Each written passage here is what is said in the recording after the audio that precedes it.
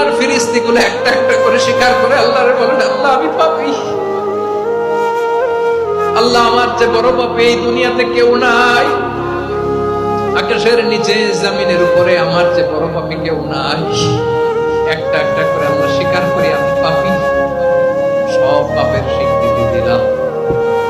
দিবি না জানি তো জানি আমি কি পাপ করেছি, হায় আমার পাপের করলে বিচার, বাঁচার আমার না উপায়।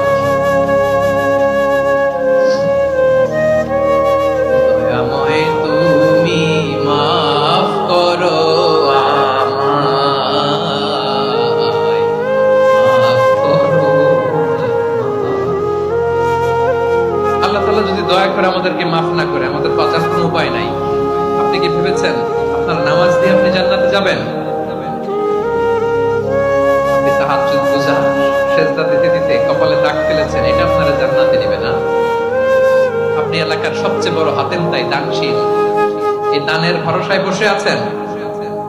কশিন কালো ভাব আমাদের নামাজ, আমাদের রোজা, আমাদের ইবাদত, এগুলোকে মিজানের পাল্লায় উঠালে কোনো ওজনই হবে না। তবে আমাদের একটা কৌশল জানা আছে, আমরা আল্লাহর রহমতের ভিখারি। আমরা সেদিন আগেই গুনার স্বীকৃতি দিয়ে দেব।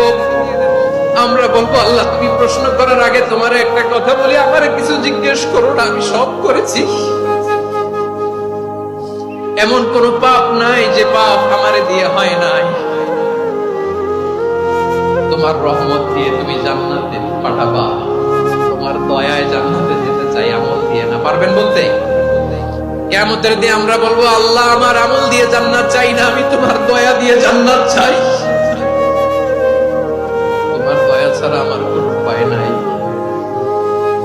কারণ আল্লাহ যদি বিচার করে, বাঁচার কারো উপায় নাই। আল্লাহ যদি বলে ফেলেন তুই এটা করলি কেন, ওখানে গেলি কেন, কোরআনে 1000 বার নিষেধ করলাম তারপরেও এই পাপে জড়ালি কেন, এরকম প্রশ্ন ছুড়ে দিলে আমার উত্তর আছে?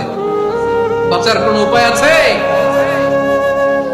রোজ হাসরে হে আল্লাহ আমার করুণা বিচার, করুণা বিচার, বিচার চাহি না তব দয়া চাহি এ গুনাহগার, করুণা বিচার।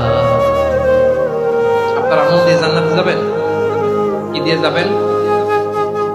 আল্লাহর দয়া দিয়ে। আল্লাহর রহম আর দয়া ছাড়া কেউ জান্নাতের চেহারাও দেখতে পাবে না।